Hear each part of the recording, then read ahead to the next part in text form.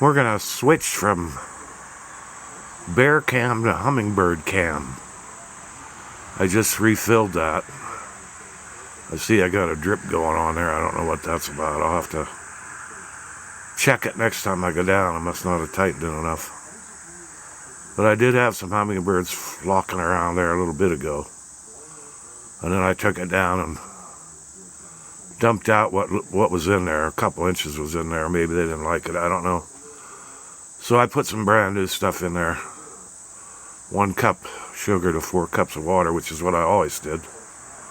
So we're going to hang out here and see if we can get some hummingbirds.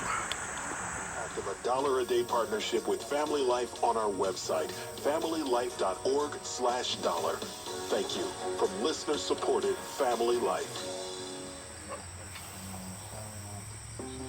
From the story of the Good Samaritan to the saga of the prodigal son, Jesus used parables to teach his disciples about the truth of God's nature and his plan for his people. The stories were often simple and relatable, but also powerful and profound. Hi, this is Randy Snavely. You can learn more about the stories Jesus told when you join me for the parable.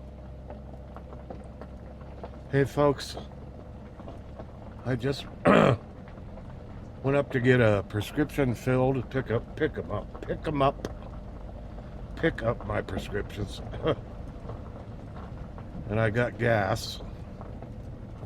10 cents off today for seniors, so it was $3.19 today with the 10 cents off. I keep saying 10%, but I mean 10 cents. So I thought I'd take the long way home, up through the woods here. I saw a turkey back there, across the road right in front of me, but I didn't have the camera on. So I'm just going slow,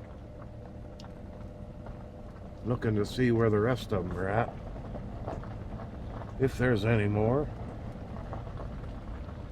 A little tree down on the road there. I want to go back this road here to the left just a little ways. I don't know how bad they have it tore up, but just a little ways in here. There used to be well, there still is a kind of a power line, kind of a road right up here by this yellow pole. I want to see if it's still, if you can still get in there. Oh, it looks like it. I don't want to go in far. I just want to check it out here. Yeah. Just want to check it out a little bit. Oof.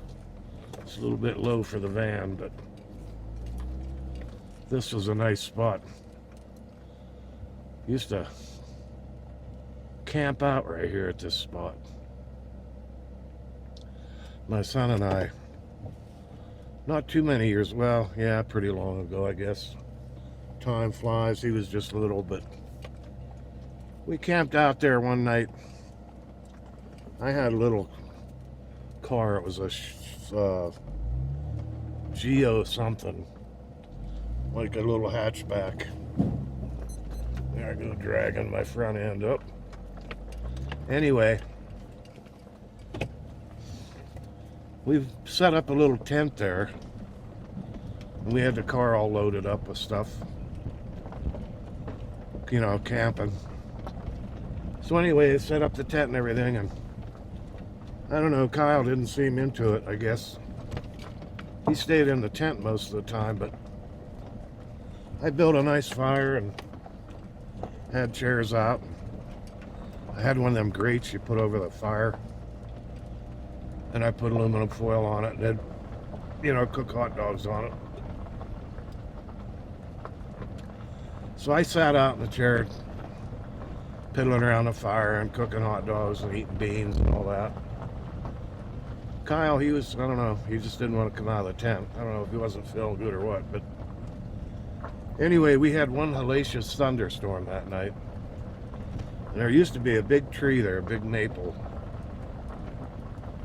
And we were right under that maple. And it was pouring down rain, but it was so warm out. I just stayed out by the fire, and I was hardly getting wet at all.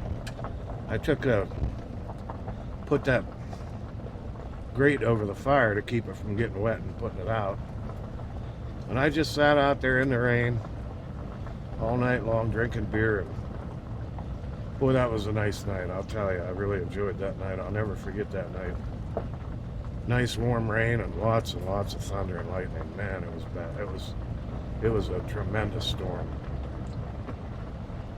Anyway, finally went to bed and got up in the morning and packed that little car up, put everything in the back. You know, it was jam-packed with our cooler and sleeping bags and tent and all that stuff. Got in the car to go, and here it had a flat tire in the back. So to get the spare, we had to take everything out of the car because the spare was under the floorboards in the back. So we had to take everything out of the car and change the tire, put everything back in, and then we headed out. But that was a really memorable trip. I really enjoyed that trip. Nothing better than camping out in a nice thunderstorm like that. And it was so warm, and the rain was warm, just perfect. Good memory, that one. I don't think it was for Kyle, but it was for me anyway. We still talk about how funny it was. We had loaded the whole car up and didn't notice we had a flat tire. Anyway, it's pretty hot out, 90 degrees right now. It's so dusty out on these dirt roads. We need some rain. Maybe we'll get some tonight, they said. A thunderstorm or two. And then tomorrow maybe we'll get something, they said. I hope so. So anyway, I'm just gonna pull over here in the shade. Like right here. Just kind of sit here for a little bit. Shut the old van off and listen. Listen to the sights and sounds. Maybe we'll hear Bigfoot doing a tree knock or something. Don't hear too many birds or chipmunks. I don't know what's going on. We talked about that. Doesn't seem to be much going on out in the woods anymore. Birds are, I don't know where they went to.